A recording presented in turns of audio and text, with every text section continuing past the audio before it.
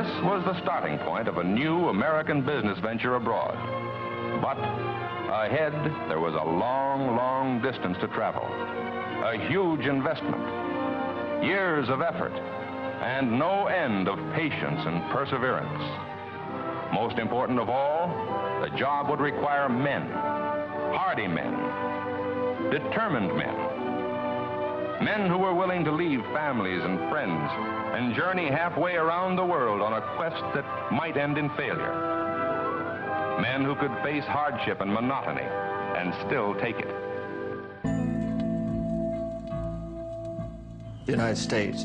Die USA begannen Ende des Zweiten Weltkriegs ein globales Imperium aufzubauen. Die meisten Operationen wurden verdeckt ausgeführt von Economic Hitmen wie mir.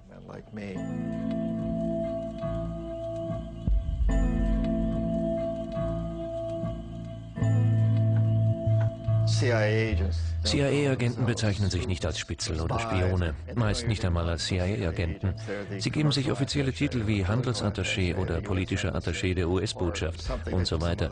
Bei uns ist es ähnlich. Wir fallen unter den allgemeinen Begriff Economic Hitman, aber wir schreiben ihn nicht auf unsere Visitenkarte. But it's not one that you don't put on your business card.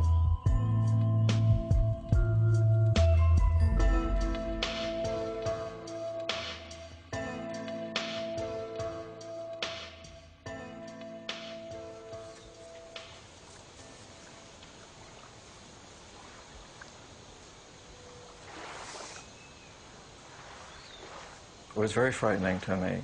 Ich hatte große Angst. Ich wusste, dass ich gegen einen mächtigen Strom schwamm. Ich wusste, wie Profikiller arbeiten und fragte mich immer, bin ich der Nächste? Wer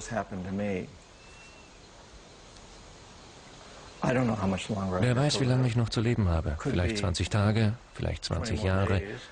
Ich musste die Geschichte aufdecken. I needed to tell the story.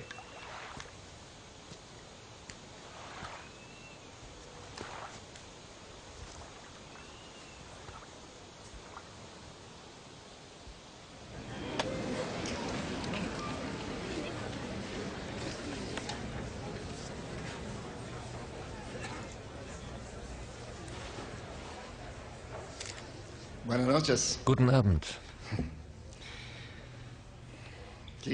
Interessant, dass so viele Leute mit einem Economic Hitman plaudern möchten.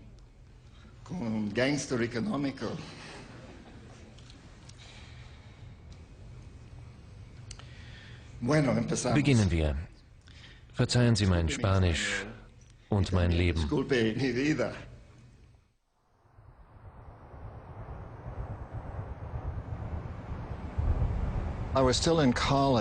Ich ging noch an die Uni, da rekrutierte mich die National Security Agency, der größte und wohl abgründigste Geheimdienst der USA.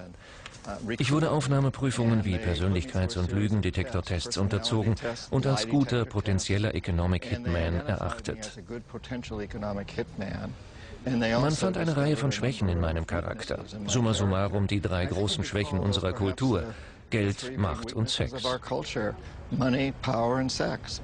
Wenn man einen Einstiegsposten bei der NSA bekommt, erfährt man zunächst nichts über sein Arbeitsgebiet.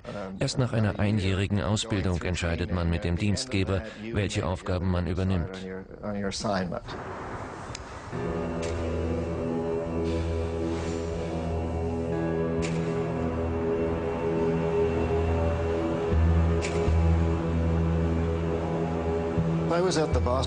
Ich war in der städtischen Bibliothek von Boston, gleich in der Nähe der Charles T. Main Büros, wo ich arbeitete.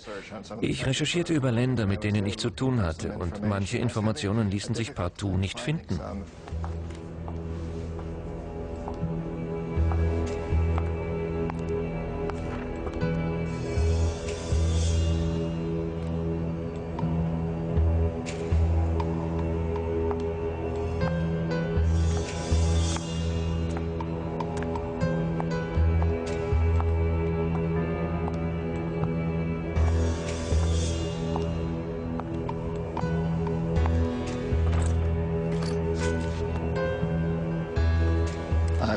Ich wurde von dieser umwerfenden Frau namens Claudine aufgesucht. Sie kannte meine Schwächen und sie kam näher und legte ein Buch vor mich hin. Die aufgeschlagenen Seiten enthielten genau die Informationen, die ich suchte. Und ihre Visitenkarte. Darauf stand Beraterin von Charles T. Main, meiner Firma.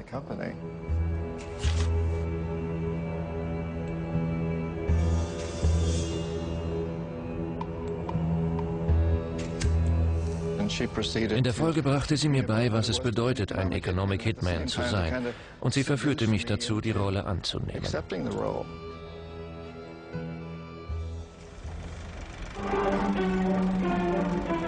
Wherever the limited water supply permitted, wheat was grown. And the Arab, essentially good-humored in spite of his hard life, would make a little dance and a little song as he threshed the grain. And for townspeople and Bedouin alike, life was an endless struggle. None of them knew that this desert, barren of natural resources to the outward eye, had been blessed by nature beyond the wildest dreams of those who raided and struggled for life across its sandy, windswept wastes. Wir Economic Hitmen arbeiteten auf verschiedenste Weise. Das typische Szenario sah aber so aus. Wir suchten ein dritte Weltland, dessen Ressourcen für unsere Konzerne interessant waren, also zum Beispiel Erdöl. Dann brachten wir es dazu, einen immens hohen Kredit von Organisationen wie der Weltbank aufzunehmen. Ein Großteil des Geldes floss direkt an US-amerikanische Bauunternehmen oder andere Firmen wie Bechtel oder Halliburton. Diese realisierten riesige Infrastrukturprojekte im dritte Weltland und errichteten beispielsweise Kraftwerke, Industrieanlagen und Häfen. Infrastructure projects in this third world country, like power plants, industrial parks, ports. Wenn Charles T. Main einen Vertrag mit der US-Regierung laufen hatte, war es meine Aufgabe, den Leistungs- und Kreditrahmen maximal aufzublähen. Das war die politische Linie. Among the more important undertakings for the benefit of the Saudi Arabs, wholly unconnected with oil operations, is the full-scale agricultural experiment project that is underway at Al-Kharj. This irrigation canal, which the oil company helped the Saudi Arab government to build, is bringing water to an area of nearly 3,000 acres now under intensive cultivation. Daraufhin steckte das ganze Land in tiefsten Schulden, die es unmöglich begleichen konnte. Irgendwann kamen wir Economic Hitmen wieder vorbei und sagten, schaut, ihr könnt euren Kredit nicht zurückzahlen, also tut uns einen Gefallen. Schlagt euch bei der nächsten kritischen UN-Abstimmung auf unsere Seite, sendet Truppen, die unsere Männer im Irak oder sonst wo unterstützen, oder noch besser, macht uns ein extra billiges Preisangebot für euer Öl, eure Arbeitskraft oder etwas anderes, das wir haben wollen.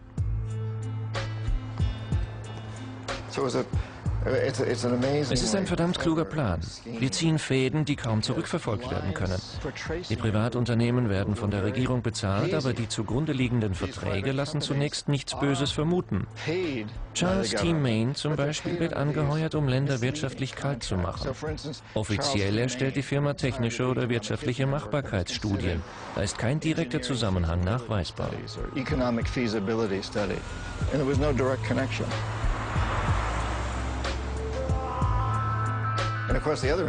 Interessant ist auch, dass wir das Geld nicht einmal selbst an die Länder verleihen mussten. Wir bekamen es durch die Weltbank. Wir hatten eine Organisation geschaffen, die Geld zur Verfügung stellte, wann wir es brauchten. Nicht einmal unsere Regierung musste etwas auslegen, außer sie stellte der Weltbank Kapital zur Verfügung. Wir haben keinen Cent bezahlt. So haben wir es geschafft, im Laufe der letzten 30, 40 Jahre das erste wahre globale Imperium aufzubauen. Und zwar fast ohne Militär. Primär durch Economic Hitman.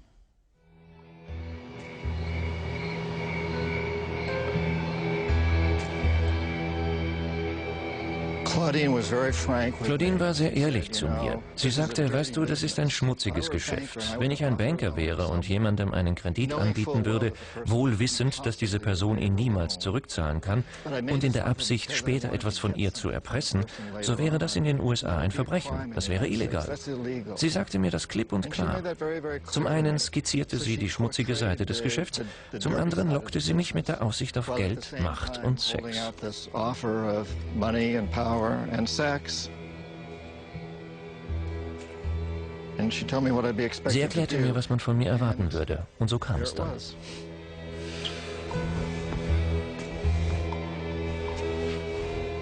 Sie sagte, ich solle nicht daran denken, nur die erste Aufgabe anzunehmen, wenn ich nicht sicher dabei bliebe.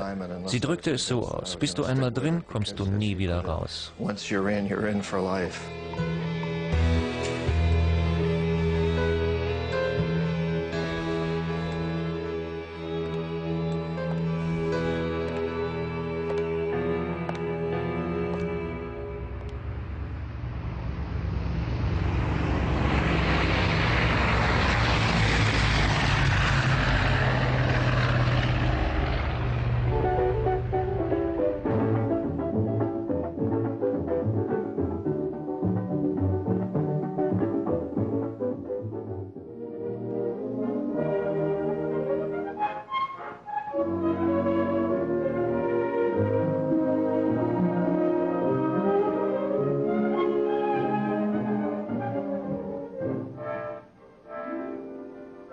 Por favor, señor, ¿dónde está mi equipaje? No comprendo, señor. Favor de pasar por aquí. I was so sure I'd learned the right pronunciation. But when I tried my phrasebook Spanish at Maracaibo Airport, nobody could understand a word. It brought home what I was told in the briefing sessions by Creole. I'm starting work in a foreign country for an American oil company, and I'll have to learn its ways, just as Creole has. We each represent the United States here, in the eyes of the Venezuelans. Würde man, so wie die ersten Economic Hitmen, direkt für die CIA, die NSA oder eine andere Regierungsorganisation arbeiten und bei der Arbeit erwischt werden, so wäre die Regierung dran. Die Leute würden mit dem Finger auf sie zeigen und sagen, das ist US-Politik. Es ist unverfänglicher, jemanden anzustellen, der von unserem Militär oder der CIA ausgebildet wurde, bestens qualifiziert ist und genau weiß, was er tut, aber nicht direkt für die Regierung arbeitet, sondern für ein Privatunternehmen. Wenn man der Person auf die Schliche kommt, kann sie nicht mit der Regierung in Verbindung gebracht werden. My next letter will be from Lagunitas, because I leave for the oil fields tomorrow. Love to you and the boys. Jim. Where is Daddy, Mommy? Well, Jeff, I'll just show you. We're here in the United States. And Daddy is down here in Venezuela. I had the driver take me for a ride around Caracas.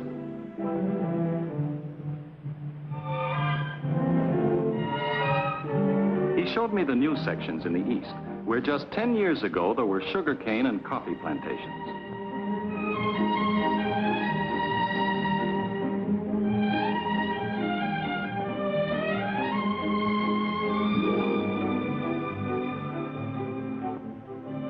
Some of the residential areas are almost futuristic. But others are so quiet and tranquil that you seem to be in another world. University City is one of the impressive sights of Caracas, another example of the prosperity oil has helped to bring to Venezuela. Jedes Land mit bedeutenden Ölvorkommen hat gelitten. Das Öl kommt nicht den Ländern selbst zugute, sondern einigen wenigen Leuten, die die nationalen Vermögensstatistiken anführen. Die Theorie mit den Entwicklungsfonds sieht so aus, dass man von der Weltbank Geld ausborgt und in ein nettes Strukturprogramm investiert. Das fördert das Wirtschaftswachstum und bringt wiederum Kapital, sodass der Kredit schnell abgezahlt ist und die Investition Gewinne abwirft. Die Praxis ist anders. Weite Teile der Welt haben Rückschritte gemacht. Für Teile Afrikas waren die letzten 20 Jahre verlorene Jahre.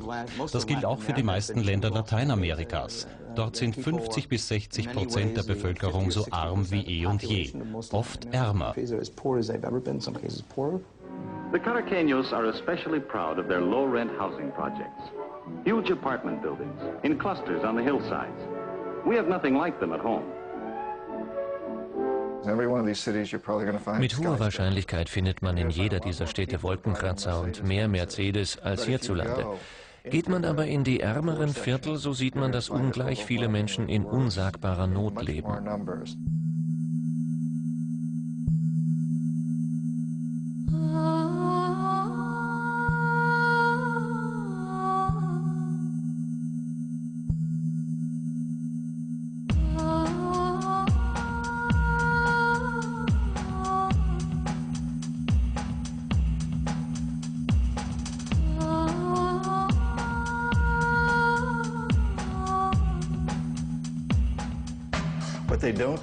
Was man meist weder beigebracht bekommt noch bedenkt, ist, dass Wirtschaftshilfe nicht unbedingt dem Volk hilft.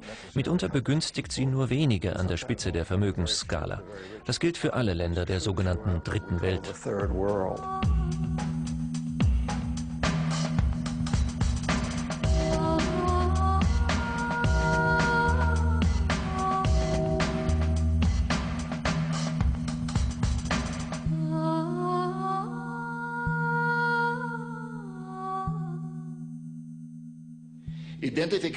Wir suchen uns ein Land, dessen Ressourcen bei unseren Konzernen gefragt sind. In den 70ern stellten wir zum Beispiel fest, dass Ecuador über reiche Ölreserven verfügt. Yo le pregunto al arrepentido si a un gángster, a un sicario de la CIA, tiene conciencia y por lo tanto tiene credibilidad como para convencer de su arrepentimiento.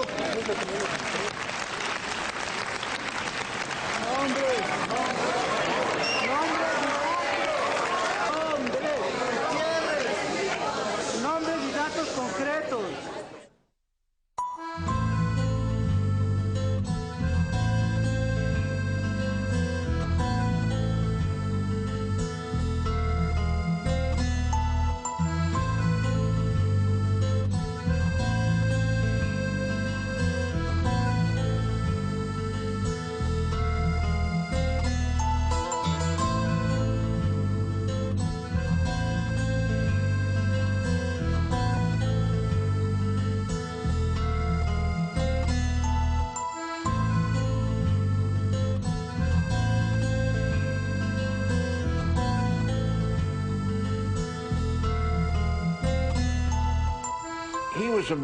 Er wollte, dass Ecuador seinen eigenen Weg geht, dass die Einheimischen nicht zusehen müssen, wie ihr Land von US-Ölfirmen kontrolliert und verschmutzt wird. Er war sehr aufgeklärt, nicht sonderlich radikal. Ein guter Mann. Wir mochten ihn. Wir fanden, dass er zu den besseren Präsidenten Lateinamerikas gehörte. Damals verdoppelte sich das Einkommen der Arbeiter. Bis heute ist es nicht gelungen, die Kaufkraft der Arbeiter auf das Niveau der 80er Jahre zu bringen.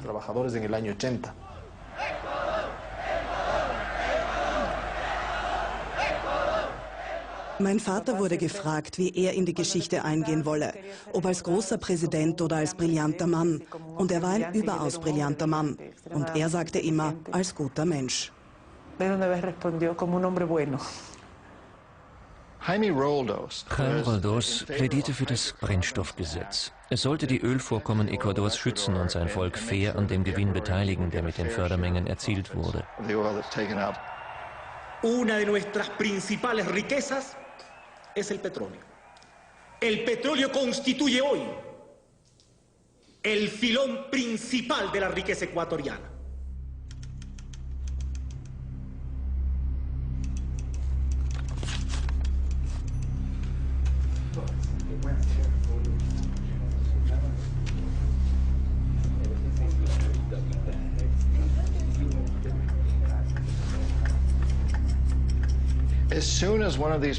Sobald einer dieser Präsidenten gewählt ist, besucht ihn ein Economic Hitman.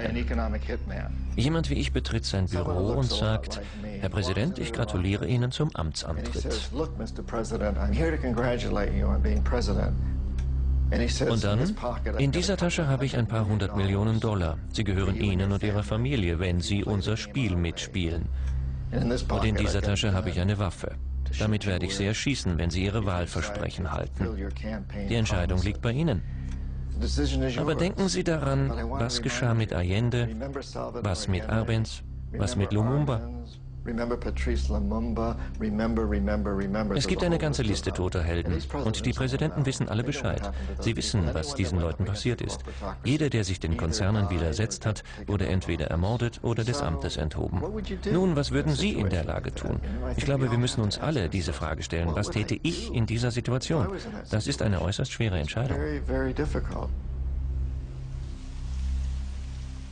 In den letzten Monaten seiner Präsidentschaft merkte man, dass er unter großem Druck stand, insbesondere seit Jänner 1981. Man hatte ständig das Gefühl, dass er Drohbriefe erhielt. Er bekam Schreiben, die er bloß las, zerriss und wegwarf. Offenbar wurden meine Eltern sehr oft bedroht. Meine Mama war besorgt. Y tiraba, ¿no? Y aparentemente eran muchas amenazas contra ellos.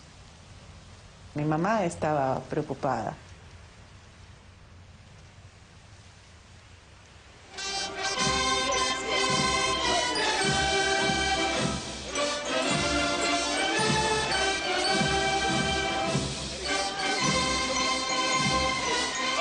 Seguiremos defendiendo, como hemos defendido, la no intervención y la libre determinación de los pueblos. Y saludamos con beneplácito los avances democráticos que hacen los pueblos del mundo. Procuramos una América Latina más unida, más fuerte y más solidaria. Wenn die Economic Hitmen scheitern, kommen die Profikiller an die Reihe. CIA-Beauftragte, die die Lage im jeweiligen Land sondieren und Staatsstreiche bzw. Revolutionen schüren. Gelingt das nicht, verüben sie Morde. Oder sie versuchen es. Probemos el amor a la patria, cumpliendo cada quien con nuestro deber. Nuestra gran pasión es y debe ser el Ecuador. Nuestra gran pasión, oídeme, es y debe ser el Ecuador. ¡Viva la patria!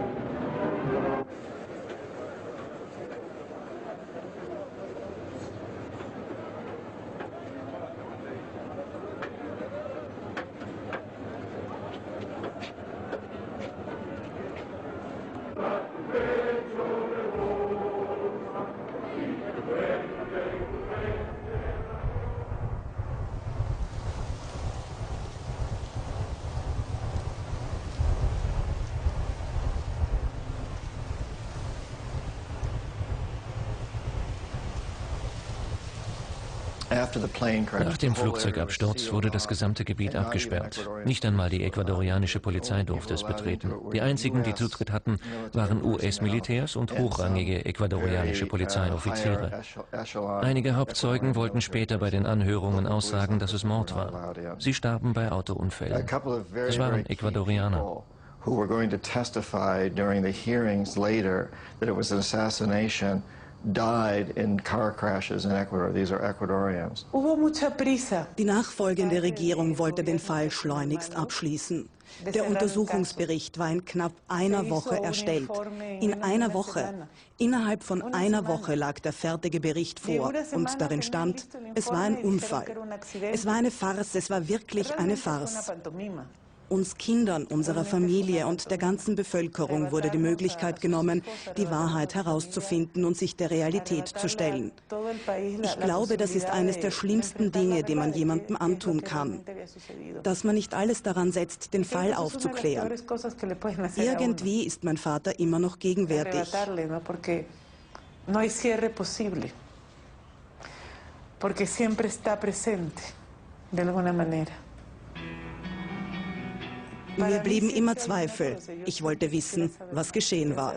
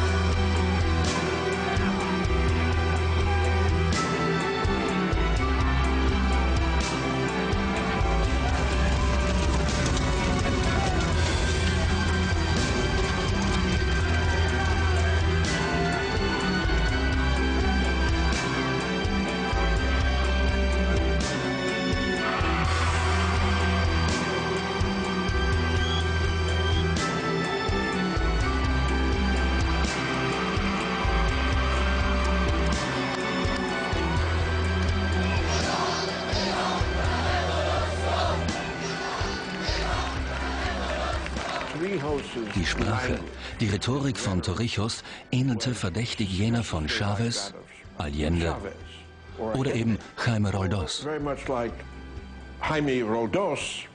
Und zwar insofern, als er ein Abkommen forderte, mit dem der Kanal an Panama zurückgegeben wurde und mit dem dafür gesorgt war, dass die Kanalzone als panamaisches Hoheitsgebiet respektiert wird. Er ließ die USA abblitzen, sagte, wir spielen nicht mehr mit. Der Kanal gehört dem panamaischen Volk. Er durchschneidet unser Land. Wir wollen ihn zurück und das ist unser Recht. Die Tatsache, dass er das aussprach, erfüllte die Panamaer mit Stolz. Es hob ihre Stimmung ungemein. Sie waren wie ausgewechselt.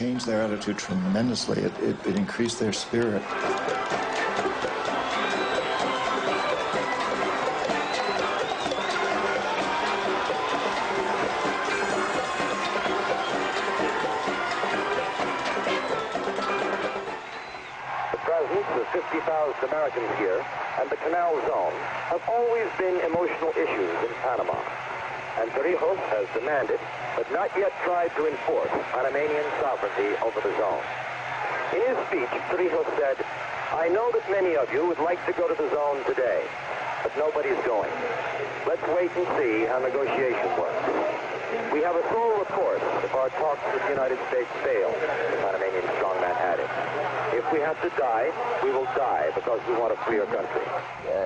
Der Panama-Kanal war eine strategisch wichtige Wasserstraße. Die USA steckten in einem Dilemma. Konnten sie es dem Mann erlauben, über eine solch wichtige Wasserstraße zu bestimmen? In control of a strategic waterway.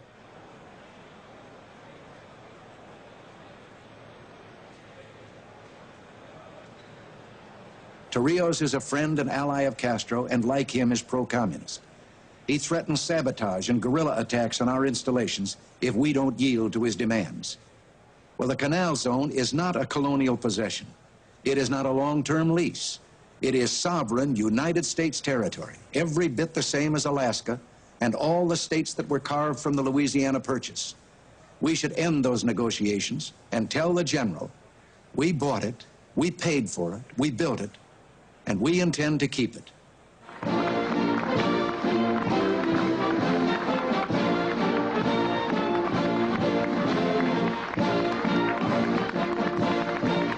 I, Jimmy Carter, do solemnly swear that I will faithfully execute the office of President of the United States. Congratulations.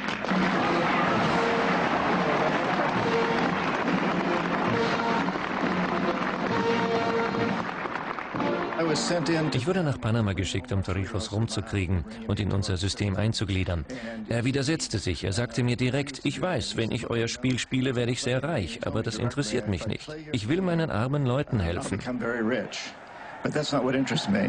I want to help my poor people.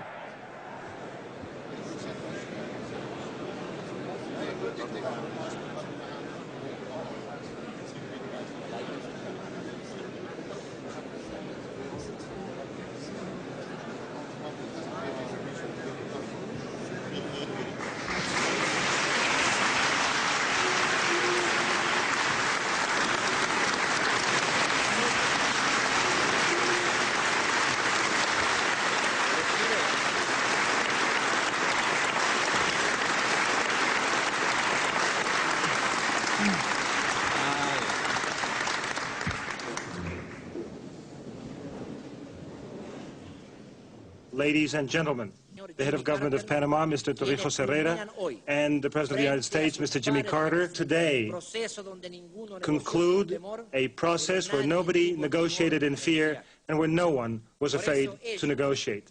We are here to participate in the signing of treaties which will assure a peaceful and prosperous and secure future for an international waterway of great importance to us all. But the treaties do more than that. They mark the commitment of the United States to the belief that fairness and not force should lie at the heart of our dealings with the nations of the world. The people of the United States, technologically advanced, opened up Panama and managed to communicate and link together two oceans in what is now a trip of only 8 hours. Nonetheless, what happened to be a technological advance for mankind became a colonial conquest of our country as a result of historic deformations. What made Panamanians hopeful and what strengthened Panamanians' patience was the firm conviction that the American people are not a colonialist people. Die Sache belastete mich ungemein. Ich wusste, wenn ich ihn nicht korrupt machte, ich meine, ich wollte Torrijos nicht zur Korruption verleiten, denn ich bewunderte seinen Mut, seine Ehrlichkeit und seine Entschlossenheit, den Armen zu helfen. Aber es war mein Job, ihn korrupt zu machen. Ich dachte, wenn ich es nicht tue, kommen die Profikiller und das wird viel schlimmer. Then the jackals would come in and something much worse would happen to him. My presence here, together with the leaders and statesmen of this hemisphere, represents the conclusion of many struggles on the part of many generations of Panamanian patriots.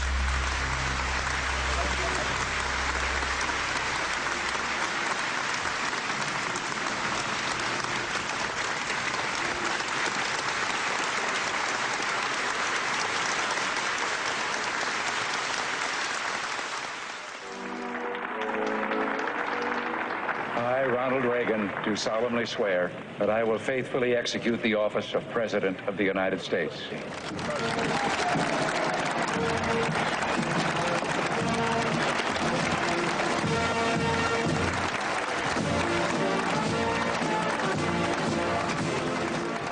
Todo el clima. Die politische Landschaft in Lateinamerika änderte sich radikal. Carter war ein volksnaher Mensch, der für ein demokratisches Klima eintrat, nicht aber Ronald Reagan. Ronald Reagan no.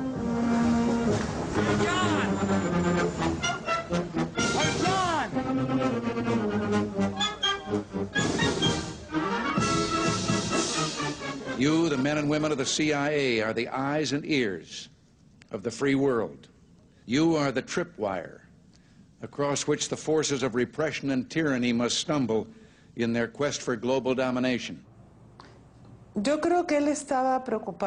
Ich glaube, Torrijos war besorgt. Ich denke, der Tod meines Vaters hat ihn beschäftigt. Er war eine Art Omen für ihn. Torrijos Familie hat erzählt, dass Omar ihnen Folgendes gesagt hat: Wenn Sie mich umbringen, lasst die Sache auf sich beruhen. Setzt nicht mehr aufs Spiel. Riskiert nicht euer Leben.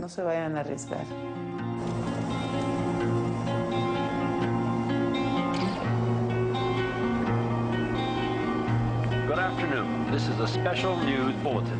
Panamanian leader General Omar Torrijos Herrera has died. The 52-year-old strongman was killed when his Panama Air Force plane plowed into a mountainside during a pounding rainstorm in western Panama.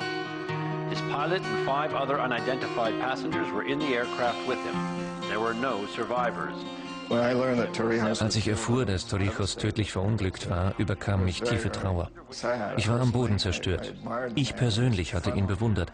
Er war ein humorvoller, charismatischer Mann. Ich hatte ihn wirklich gemocht. Was mich auch erschütterte, war die Symbolik hinter dem Mord. Ich war zutiefst bestürzt, dass mein Land so handelte. It deeply struck me that this is what my country does. General Torrijos is the second Latin American president to die in a plane crash in the last 3 months. Nun, manche behaupten, das wären nicht einfach Flugzeugabstürze gewesen, sondern politische Inszenierungen. Es gibt keine Beweise dafür. Ich weiß nicht, ob es stimmt. Aber es ist durchaus denkbar, dass es keine Unfälle waren. In Lateinamerika gab es viele Flugzeugabstürze mit politischem Hintergrund. Und apropos, sollten Sie ein lateinamerikanischer Politiker sein, nehmen Sie besser den Zug. If you're a Latin American politician, take the train.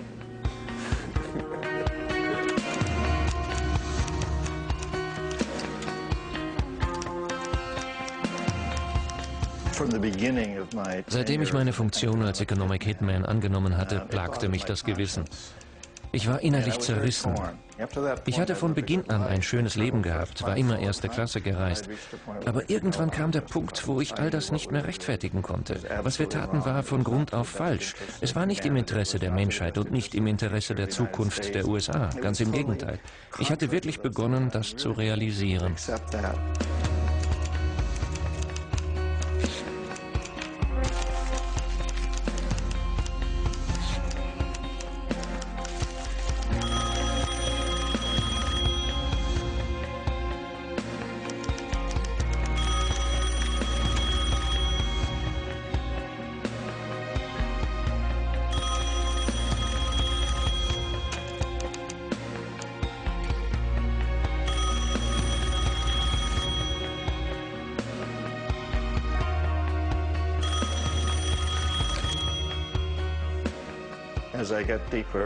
Mein Gewissen wurde lauter, aber sobald ich mit Leuten sprach und ein Wort darüber verlor, dass ich im Begriff war, unsere Taten aufzudecken, da wurde ich bestochen und ernsthaft bedroht.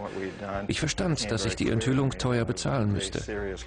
Gleichzeitig wurde mir eine $500.000 angeboten, dafür, dass ich das Buch nicht schrieb.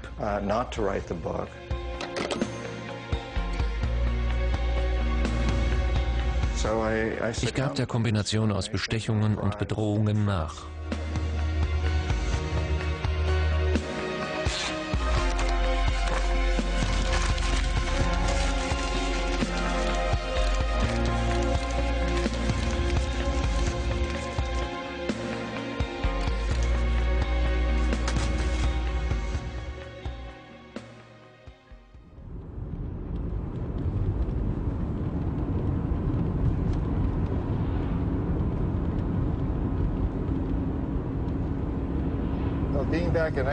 Jetzt, wo ich wieder in Ecuador bin, habe ich gemischte Gefühle.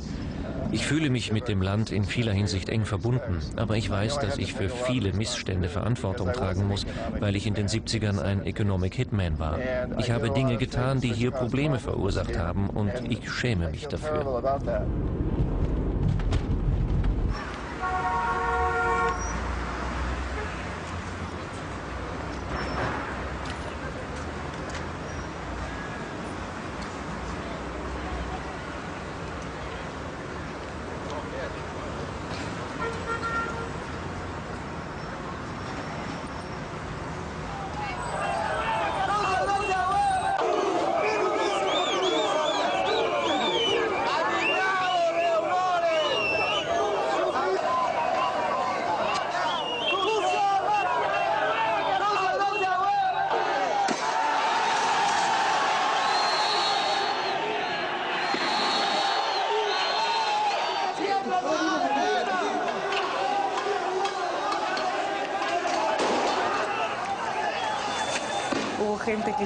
Gewisse Leute nutzten den Tod meiner Eltern für ihre eigenen politischen Ambitionen. Sie kehrten die Leichen unter den Teppich, um das Volk in Schach zu halten. Tatsächlich haben die letzten Jahre dazu geführt, dass das Land nicht mehr regierbar ist. Die Ermordung von Roldos war ein wirkungsvoller Denkzettel für jeden künftigen Präsidenten Ecuadors. Wenn danach ein Economic Hitman ins Land kam und sagte, hier habe ich einige Millionen $, für Sie und Ihre Familie oder eine Patrone,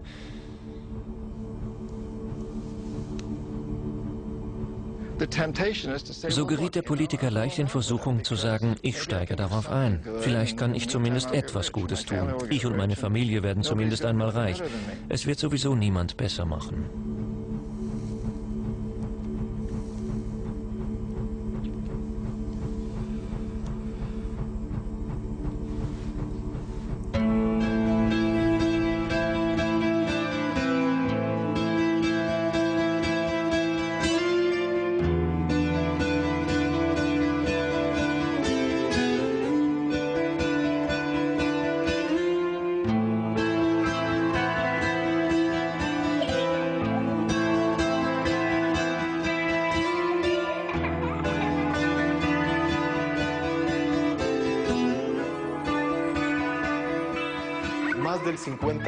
Mehr als 50% des Budgets wurden zur Abzahlung der Auslandsschulden aufgewandt.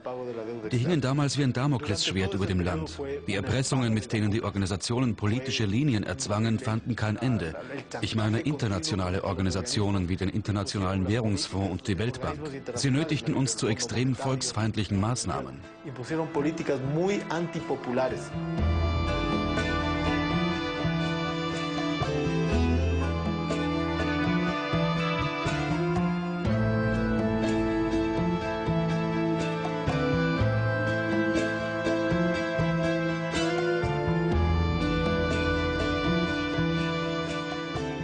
Die Dollarumstellung war ein Überfall. Das Land wurde förmlich ausgeraubt.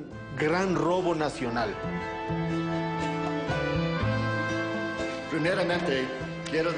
Zunächst möchte ich Ihnen danken, dass ich zu diesem gemeinsamen Dialog eingeladen wurde und dass Sie so zahlreich erschienen sind.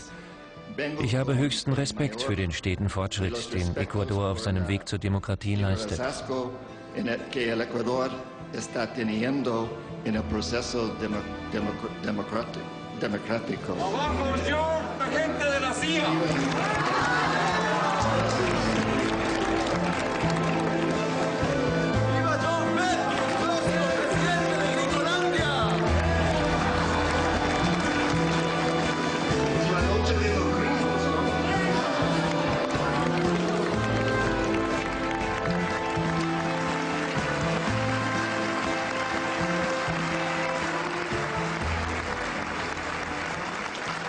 Compañeros, les pido silencio.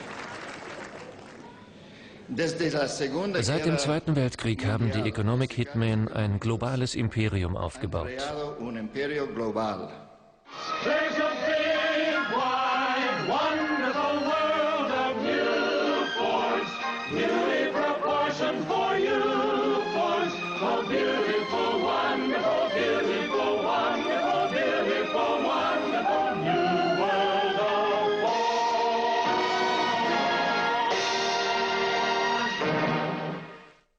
I have asked Robert McNamara to assume the responsibilities of Secretary of Defense, and I'm glad and happy to say that he has accepted this responsibility.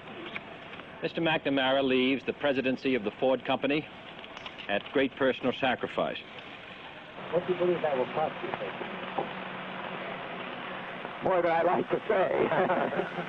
There will be profits foregone of approximately $3 million during the next 3 to 4 years. Robert McNamara war eine Schlüsselfigur in diesem Prozess. In gewisser Weise verkörpert er die Herrschaft der Konzerne, die Korporatokratie. Deren 3 Säulen sind die Vorstände der Großkonzerne, die Vorstände der Großbanken und die Vorsitzenden der Regierung. McNamara repräsentierte das insofern, als er zuerst Vorstand der Ford Motor Company war, sprich eines großen Privatkonzerns, und dann Verteidigungsminister unter Kennedy und Johnson. This is Pleiku, 250 miles north of Saigon, the air base that was ripped by Vietnamese communist guerrillas. 108 men were wounded in the guerrilla attack, 79 of them seriously.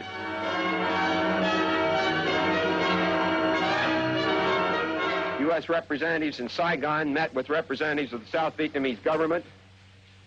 They jointly agreed that joint retaliatory action was required.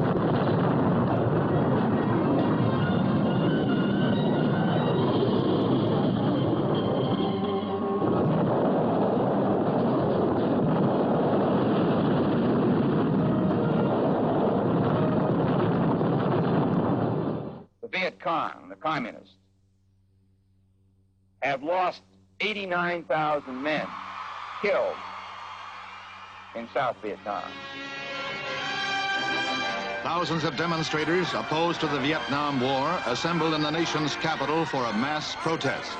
For the most part orderly, minor scuffles did occur between the demonstrators and hecklers.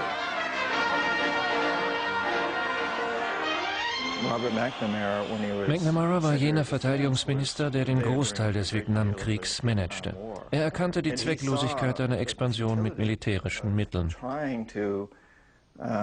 Expand empire through the military.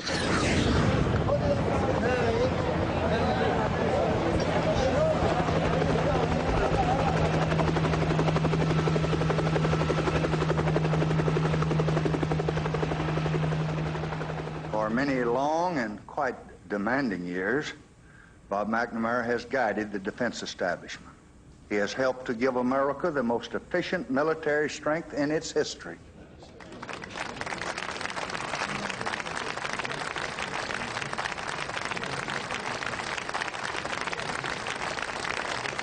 In this intensely loyal, brilliant, and good man, America is giving to the world, and if I may be personal, I am giving the world the very best that we have to win the most important war of all.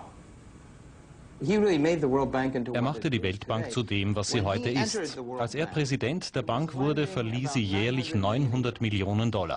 Als er sie 1981 verließ, waren es $12,5 Milliarden. McNamara war eigentlich derjenige, der die Armutsbekämpfung zur Mission der Bank erklärte.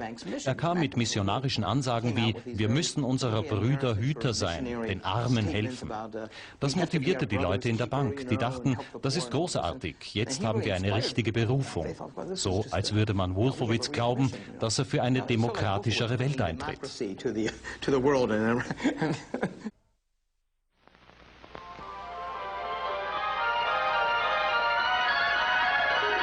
You are about to know the thrill of seeing that which has never been seen before. You are about to enter a beautiful, exciting, wonderful new world. For the first time in history, you'll see not one,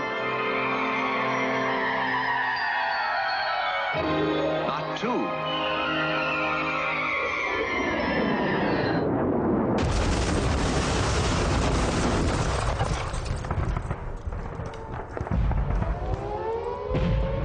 We come to Iran with respect for its citizens, for their great civilization, and for the religious faiths they practice.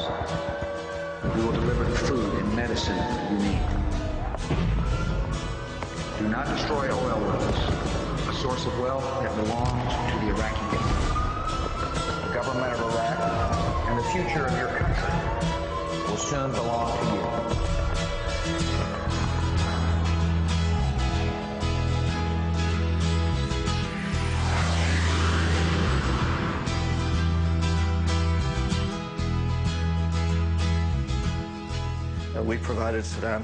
Wir versorgten Saddam Hussein mit einer Menge Geld und Waffen. In Wahrheit brachten wir ihn an die Macht. Wir liehen ihm viele Milliarden Dollar. Wir bauten ihm chemische Fabriken, wohl wissend, dass diese der Herstellung von chemischen Waffen dienten, die später gegen die Kurden und Iraner eingesetzt wurden. Wir unterstützten den Mann und dann schickten wir die Economic Hitman ins Land und versuchten, ihn für jenen Deal zu gewinnen, den zuvor die Saudis akzeptiert hatten. The economic hitman went in and tried to convince him to accept a deal similar to what the Saudis had accepted. Eines der Anzeichen dafür, dass die Beziehung nicht mehr funktionierte, war folgendes. Bechtel versuchte Saddam Hussein für den Bau einer Pipeline zu gewinnen, die irakisches Öl bis zum Hafen von Aqaba in Jordanien fördern sollte. Bechtel wollte diese Pipeline bauen und Saddam sagte Nein.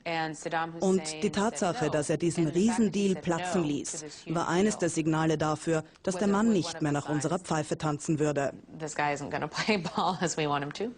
Hätte er den Deal akzeptiert, wäre er immer noch Präsident. Hat er aber nicht. Ich weiß nicht warum. War er nur stur oder doch verrückt? Ich weiß es nicht. Jedenfalls sagte er Nein. Also schickten wir die Profikiller aus.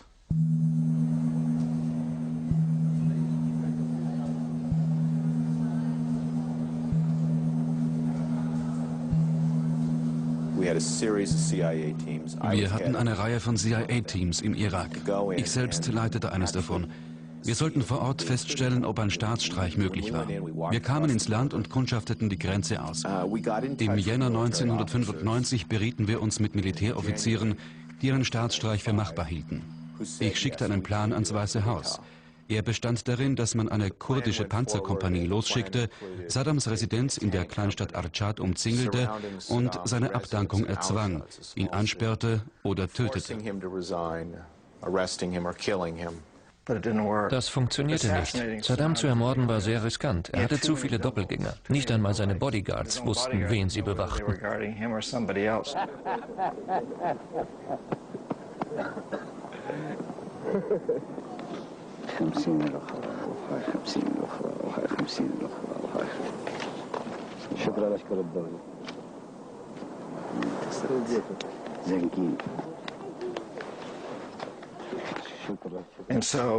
Also schickten wir Truppen, die letzte Instanz. Erst kommen die Economic Hitmen, dann die Schakale, die Profikiller und wenn alle Stricke reißen, kommt das Militär.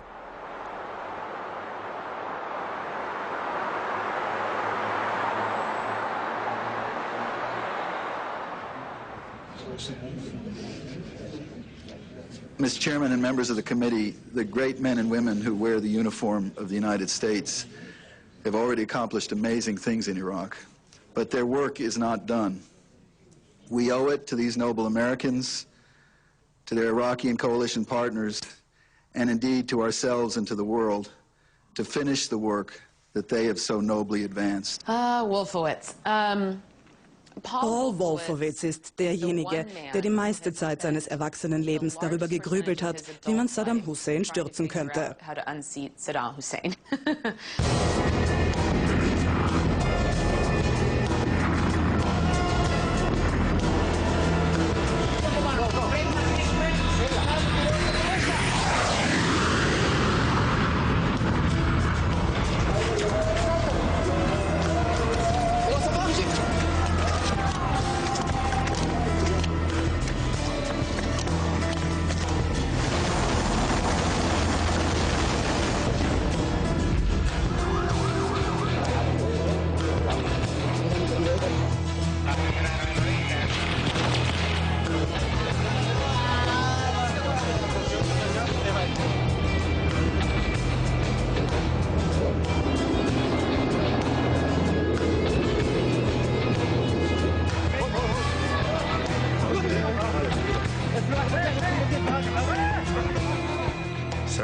Wir schickten das Militär und diesmal stürzten wir ihn.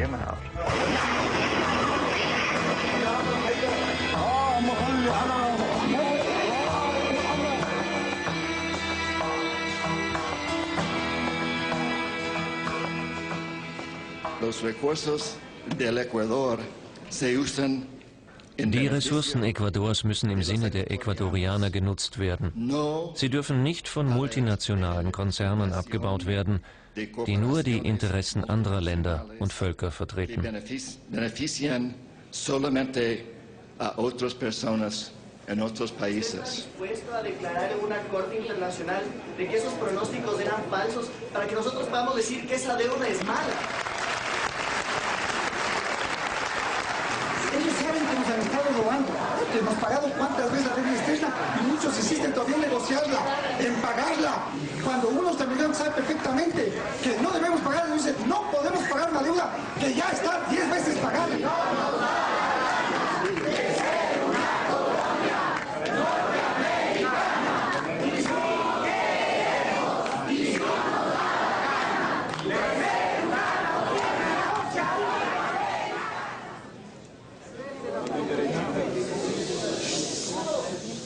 Sin embargo, el país tiene una deuda grande. Trotzdem hat das Land sehr hohe Schulden, so hohe Schulden, dass es sie unmöglich zurückzahlen kann. Die Verschuldung ist Teil eines Plans, den wir auch im Irak umsetzten.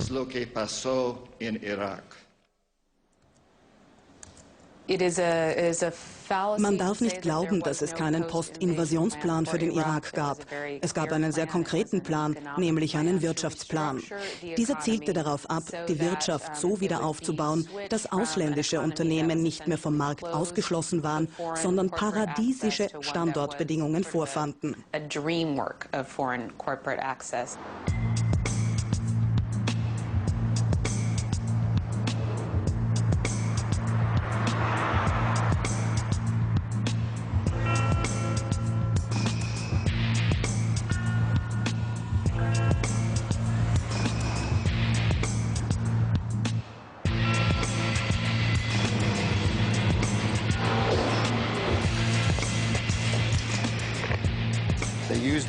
Die setzten US-Frachtflugzeuge ein, um insgesamt 144 Palettenladungen von $100-Scheinen in den Irak einzufliegen. Da wurde tonnenweise amerikanisches Cash hinübergeflogen.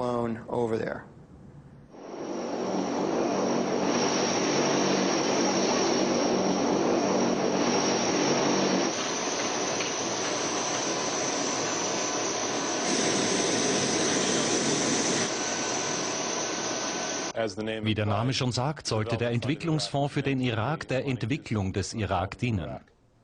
Wir von der Koalitionsübergangsverwaltung, also der damaligen souveränen Regierung des Irak, übernahmen die treuhändische Verwaltung der irakischen Fonds für das irakische Volk.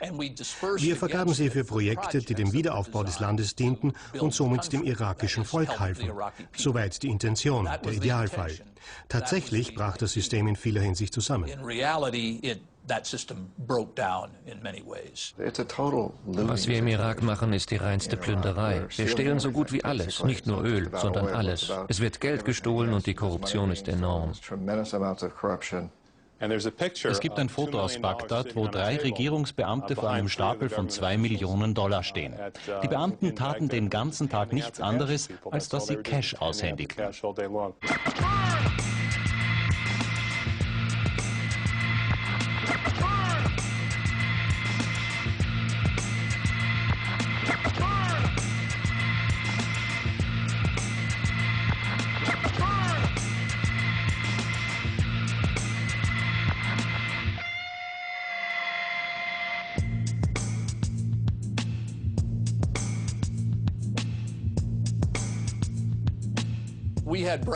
Wir hatten druckfrische $100-Noten verpackt in Plastikfolie. Sie waren in Bündeln zu je $100.000 gekommen. Sie nahmen je 1000 $100-Scheine, wickelten sie in Zellophan und passten sie einander zu, so als handelte es sich um einen Football. Sie schossen das Geld hin und her. Nun ja, ich spielte auch damit. Ein Päckchen hatte etwa die Größe eines amerikanischen Footballs, also machten wir uns einen Spaß im Büro. Wir passten einander die $100.000-Bündel zu, fingen sie und trugen sie in die gegnerische Endzone. Wir spielten eine kleine Partie American Football mit dem Cash, während wir darauf warteten, dass es abgeholt wurde. So we played a small game of football with the cash while we were waiting for it to be picked up.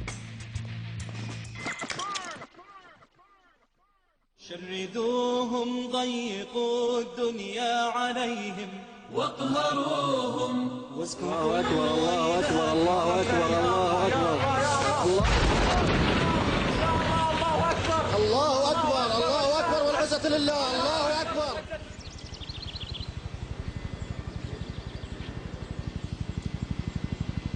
Thank you, Mr. Governor. It's my 3rd time back in Mosul, and I must say I've enjoyed it every time I've been here. Starting July 1st, Iraq will have its own government again.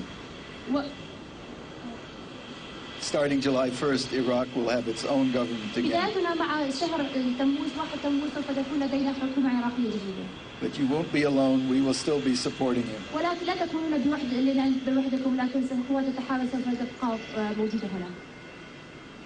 We have spilled blood with you and for you.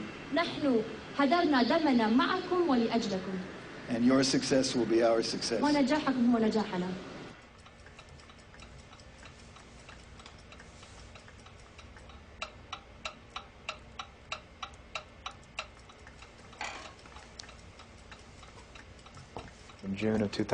Im Juni 2004 war man ganz wild darauf, Geld auszugeben.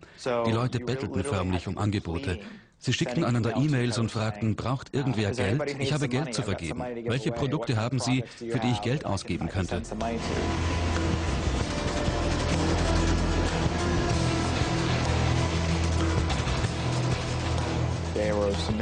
Man schickte 3 Militärhubschrauber nach Arbil, um dort Geld abzuliefern. Auf dem Rückweg nach Bagdad fiel der Crew ein, dass sie keine Empfangsbestätigung hatte. Sie konnte nicht mehr nachweisen, wie viel abgeliefert worden war. Man hatte vergessen, sich den Empfang von $1,4 Milliarden bestätigen zu lassen.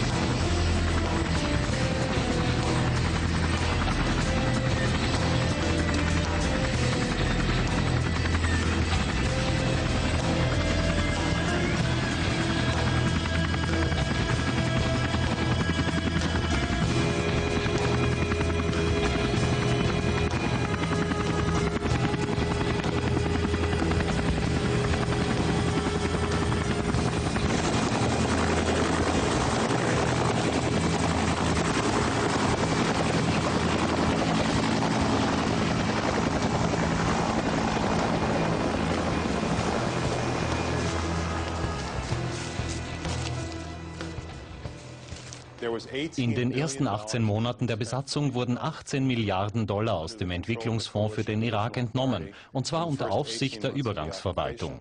Die Hälfte davon kann nicht zurückverfolgt werden. Niemand weiß, wo sie ist und was mit ihr geschah. Niemand kann genau sagen, wie viel irakisches Geld in den Wiederaufbau geflossen ist. Das ist ein schwarzes Loch. Wir wissen nicht, wer oder was von dem Geld profitierte. Wir wissen nur, dass in den ersten Monaten der Besatzung 9 Milliarden Dollar verschwanden.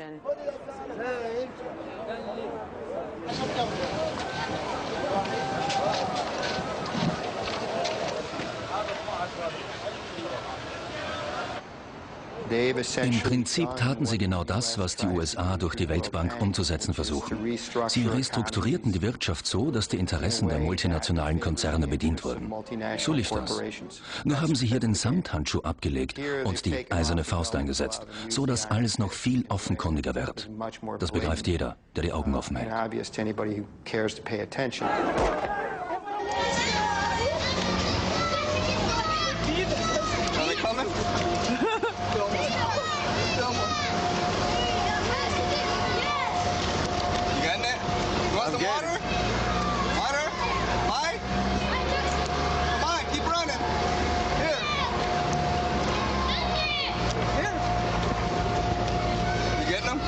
I'm sorry. Come on, we're almost there. That's fucked up. Here.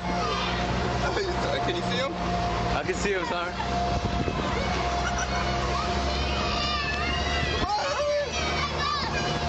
Hurry up, you want it?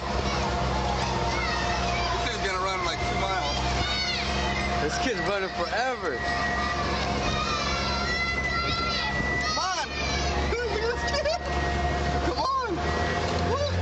Chasing it, man. And he still didn't get it.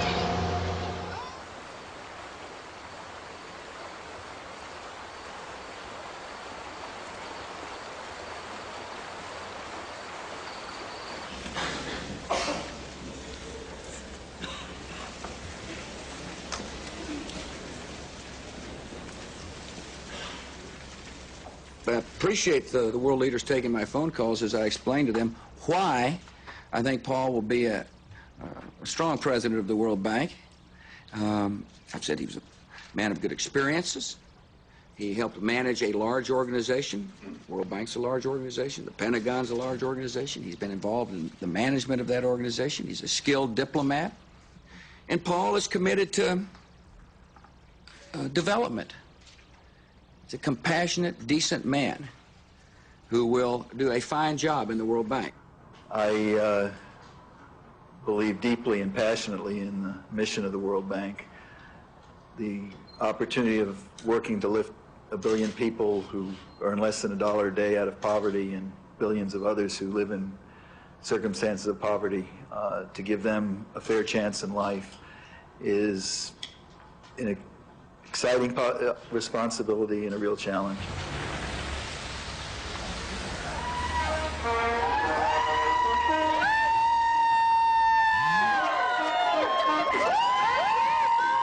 We'd like a few words with our winner tonight. So, Wolfowitz, do you feel you deserve this victory?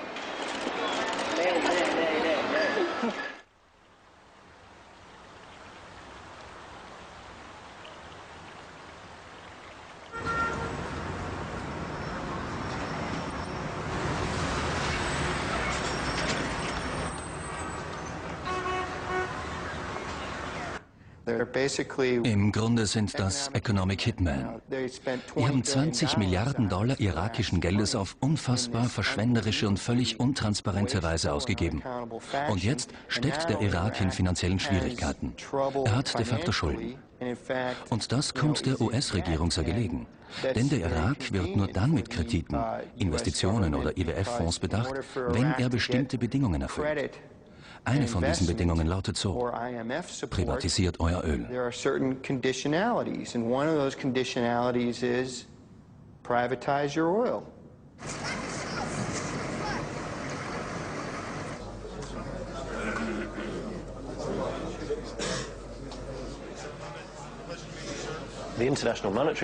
Ende 2005 schloss der IWF mit der irakischen Regierung ein Abkommen über die teilweise Streichung ihrer Auslandsschulden.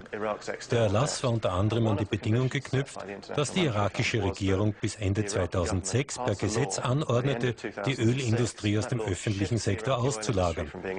Nach fast 35 Jahren staatlicher Kontrolle wurde sie primär von Multis bestimmt.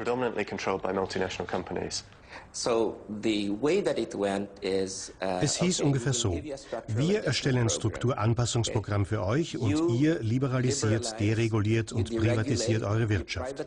Dafür geben wir euch Geld, das in die Schuldenrückzahlung fließt und an unsere Kommerzbanken weitergeleitet wird. And the money that we give you will then be channeled into debt repayments to our commercial banks. Die Geschichte wiederholt sich. Alle Reiche der Welt sind auf diese Art entstanden. Bloß war es bei unserem so, dass man bis jetzt eher verdeckt agiert hat. Das Interessante am Fall des Irak ist, dass die Dinge ans Licht gelangen. Do you, Pentagon, promise to make war without end on countries that defy the civilized world by refusing to integrate with the global market economy? I do. Do you, World Bank, promise to continue forever and ever with policies such as water privatization, free trade, and labor deregulation? I do, most definitely. With the power vested in me by the President of the United States and by the U.S. Treasury and Defense Departments, I now pronounce Pentagon and World Bank husband and wife.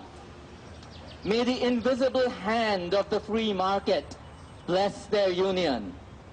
You may invade, dictate, and impoverish now.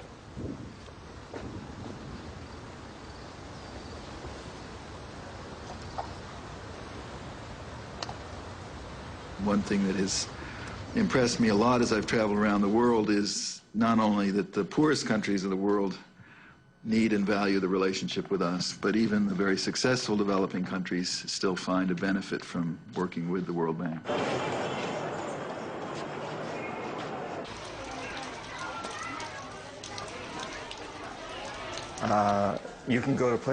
Sie können nach Bolivien, Nigeria, Indonesien, ja in sehr arme Länder auf der ganzen Welt reisen. Und überall werden Sie Leute finden, die vielleicht nicht einmal die Zeitung lesen können, aber sehr wohl Bescheid wissen, dass Ihr Land gerade einem riesigen Kredit von der Weltbank zugestimmt hat. Die Menschen blicken um sich und sehen, dass in ihrem Land große amerikanische Konzerne werken und gewaltige Kraftwerke bauen. Und sie wissen auch, dass die Elektrizität nie zu ihnen kommen wird. Nicht in ihre ärmlichen Wellpapphütten an den Kanälen von Jakarta oder ihre kleinen Bauernhöfe irgendwo am Land in Kolumbien, Bolivien oder Ecuador. Sie wissen, sie haben nichts davon.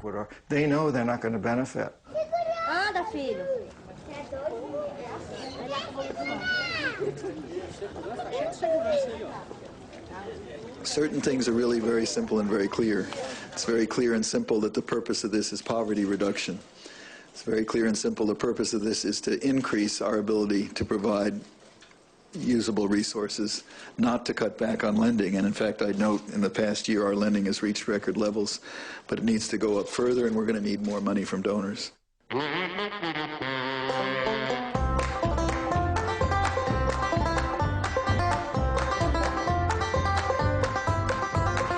said he'd be true to the mission, that hunger and want should end, and as all Afghans know, he's a man of his word, on that we can't depend. So be prepared for prosperity, it's coming to your door, cause there will be no poverty once we kill off all the poor. Last week he was bombing cities, now he's a financier. Pay your debts or say goodbye, all over with his ear.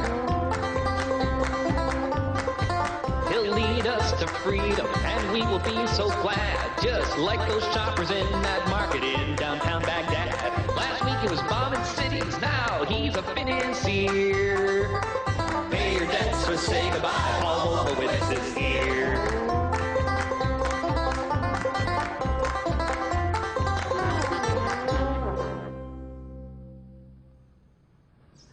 Es gab schon vor 100 Jahren Schuldenkrisen in Ländern wie Venezuela.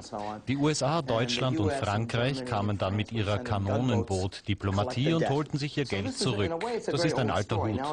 Nur brauchen wir heute keine Kanonenboote mehr. Wir schicken einfach den IWF und die Weltbank und die treiben die Schulden ein. Mr. Wolfowitz, welcome to Guatemala. It's an honor to meet you. My honor. Keine Mafia der Welt hat solchen Einfluss.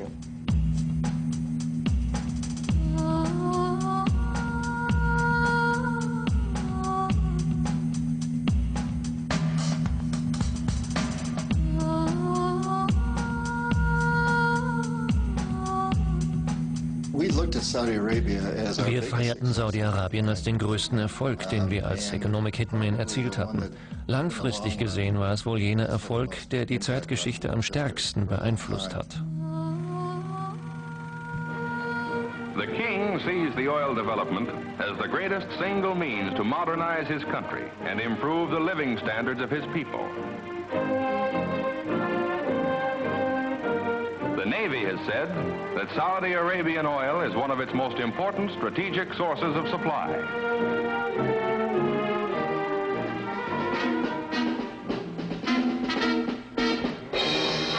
Back in the 70s, Damals in den 70ern waren wir mit der Ölkrise konfrontiert. Die OPEC hatte beschlossen, uns an der kurzen Leine zu halten. Also kam das Finanzministerium zu mir und anderen Economic Hitmen und sagte, so geht das nicht weiter. Wir lassen uns nicht von der OPEC erpressen. Überlegt euch was. Und wir wussten, der Schlüssel zur Lösung des Problems liegt in Saudi-Arabien. Das saudische Königshaus war bestechlich und hatte so viel Öl wie niemand anderer auf der Welt. Also handelten wir einen Deal aus. Das saudische Königshaus garantierte, dass sich der Ölpreis in einem für uns vernünftigen Ausmaß bewegte, und wir versprachen dafür zu sorgen, dass das saudische Königshaus an der Macht blieb. Wir beschlossen, Saudi-Arabien nicht auszukundschaften, nicht zu durchleuchten und nicht zu verurteilen, solange es Öl förderte. Das war ein Gentleman's Agreement. Sie werden kein Schriftstück dazu finden. Man nahm einander beim Wort.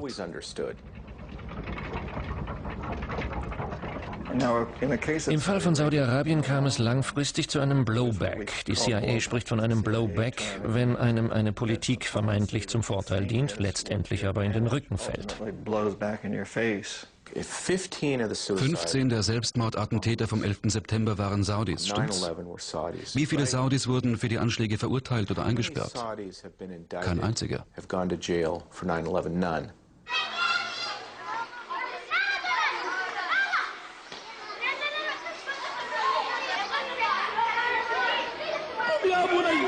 فإن شرعة ربنا بجهاد أبناء العقيدة تنتصر لن ينصر الإسلام أن تبقى هنا لن ينصر الإسلام أن تبقى هنا. Auf der Welt gibt es so viel böses Blut gegenüber den USA und ihren Verbündeten. Das ist die Rechnung für die imperialistische Politik der letzten 30, 40 Jahre. Monotony and poverty were the common lot. But in their abiding faith, they found solace. For religion is not worn like a cloak in the Arab land. It is a vital part of every good Muslim's life. Muhammad united the Arabs, purified their customs, bound them into one people, and filled them with a great faith. 5 times a day, even the humblest Arab stops his work, faces Mecca, and intones the sacred words of the Quran. La ilaha illallah wa Muhammad Rasulullah. There is no God but Allah, and Muhammad is his prophet.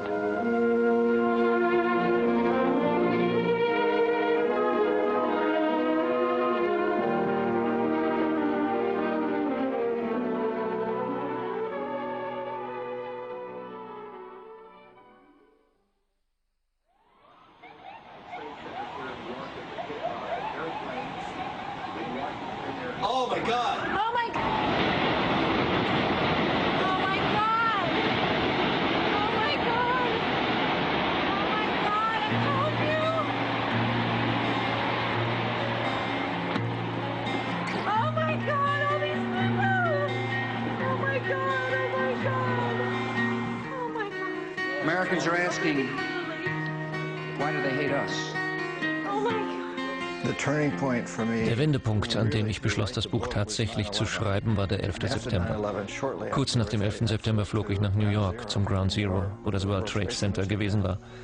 Und als ich dort stand, in diese grässliche Grube sah, da glühte noch das Metall und man konnte immer noch riechen, wie Menschenfleisch verbrannte. Diese Erfahrung stimmte mich sehr betroffen. Als ich am Ground Zero stand und in diese schreckliche Grube sah, da wurde mir klar, dass ich für die Hintergründe dieser Vorgänge Verantwortung übernehmen musste. Osama Bin Laden mag ein Massenmörder sein, der zur Rechenschaft gezogen werden sollte. Aber weite Teile der Welt betrachten ihn als Helden. An jenem Tag, als ich in die schreckliche Grube blickte, fasste ich den Entschluss, mit der Geschichte an die Öffentlichkeit zu gehen. Ich hatte das Bedürfnis aufzudecken, was wir in den 50 Jahren ab Ende des Zweiten Weltkriegs getan hatten. Mir wurde bewusst, dass die Amerikaner nicht verstehen, warum jemand tun konnte, was Osama Bin Laden getan hatte. Die Amerikaner müssen den Grund in aller Deutlichkeit erfahren und nachvollziehen. Someone had done what Osama bin Laden had done, and that we need to understand that. It needs to be very clear to us.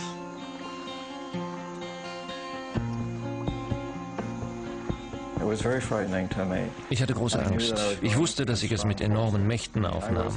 Ich meine, ich war ein Economic Hitman. Ich hatte gesehen, wie die Profikiller, die Schakale, arbeiteten, und das beunruhigte mich zutiefst. Ich fürchtete um meine Gesundheit, meine Existenz und um die meiner Familie. Ich weiß nicht, wie lange ich noch zu leben habe. Vielleicht 20 Tage, vielleicht 20 Jahre, aber sicher nicht länger. In 20 Jahren bin ich 80. Vielleicht werde ich ein bisschen älter, aber die Zeit, in der ich schreiben und einen aktiven Beitrag zur Gesellschaft leisten kann, ist begrenzt. Deshalb beschloss ich, den Rest meines Lebens, wie kurz oder lange er auch sein mag, einer Aufgabe zu widmen. Ich will aus der Erde eine bessere Welt machen, für meine Tochter und ihre Brüder und Schwestern rund um den Globus. Ich muss es einfach tun, und insofern sind die Konsequenzen unerheblich. Ich muss das Buch schreiben, denn das ist der erste Schritt in diese Richtung. I must write this book because that's taking the first step.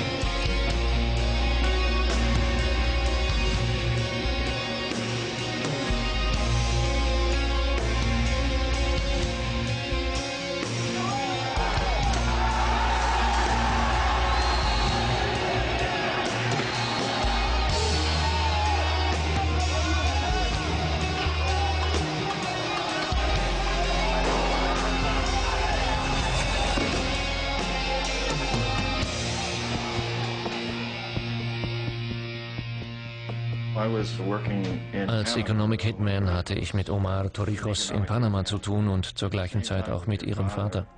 Er war sehr nationalistisch, ein Populist, und er ließ die USA abblitzen.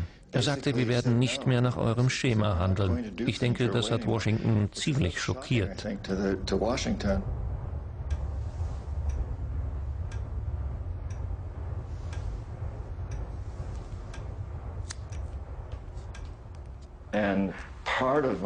Ich wollte mir beweisen, dass ich Omar Torrijos überreden konnte. Genauso war es mit ihrem Vater. Und ich war der Meinung, so Leben zu verschonen. Die Sache ist die, als unsere Eltern starben, brach für uns die Welt zusammen. Ich war 17. An das, was nachher geschah, erinnere ich mich nur noch vage. Jahre später begann ich über die Zeit zu lesen. Ich musste das tun, um mir die Dinge in Erinnerung zu rufen. Das Jahr, in dem meine Eltern starben, war fast aus meinem Gedächtnis gelöscht.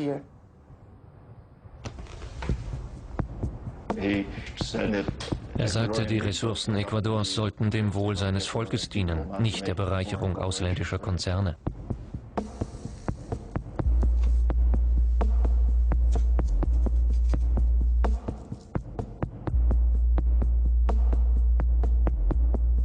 Wir schickten die Schakale, um ihn zu töten.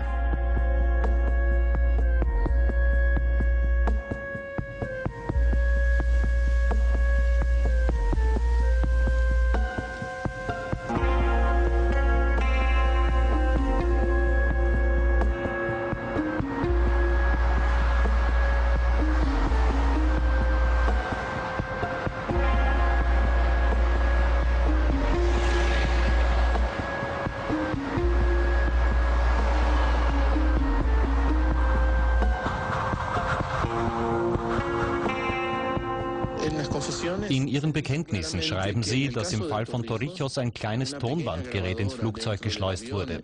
Das Gerät enthielt eine Bombe und als diese explodierte, stürzte das Flugzeug ab und riss Torrijos in den Tod. Ja, das ist meine Sicht der Dinge. Ich glaube auch, dass es bei Roldos ähnlich war.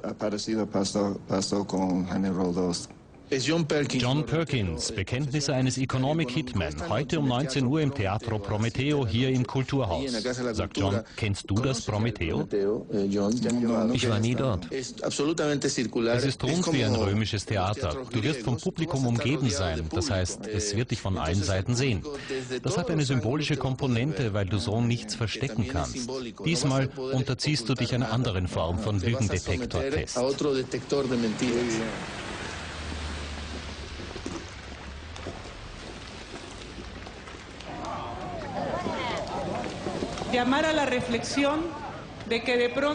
Wir müssen zu verstehen geben, dass auch kleine Länder wie unseres Würde besitzen.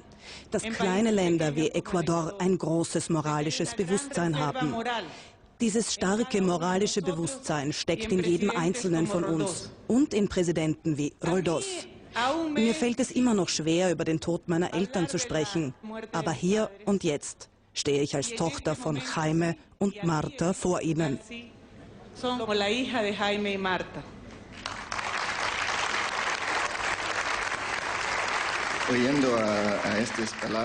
Marta Roldos Worte haben mich im Herzen berührt. Ich muss einen Moment nachdenken.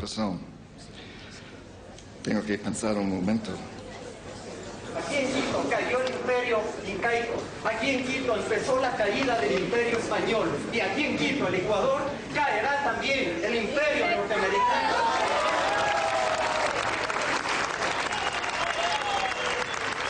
Dice, pero es que es elemental, ¿cómo entendemos? No se necesita tanta filosofía, tantas ideologías para entender de que todos los recursos que están en el territorio ecuatoriano tienen que ser para los 13 millones de ecuatorianos. Yo no entiendo otra cosa.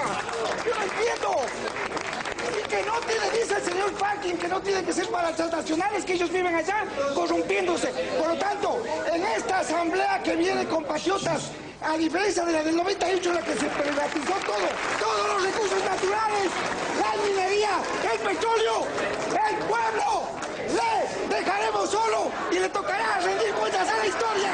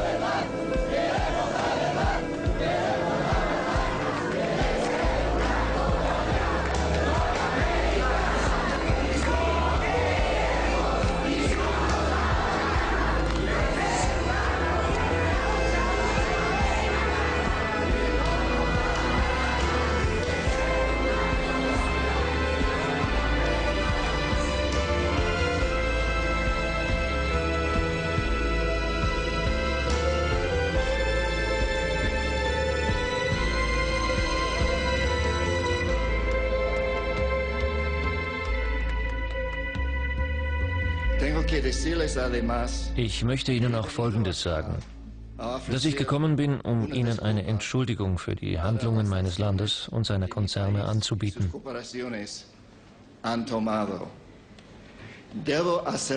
Ich übernehme die persönliche Verantwortung für einige dieser Handlungen. Ich will mich für alles Unrecht entschuldigen. Por todo esto quiero disculparme.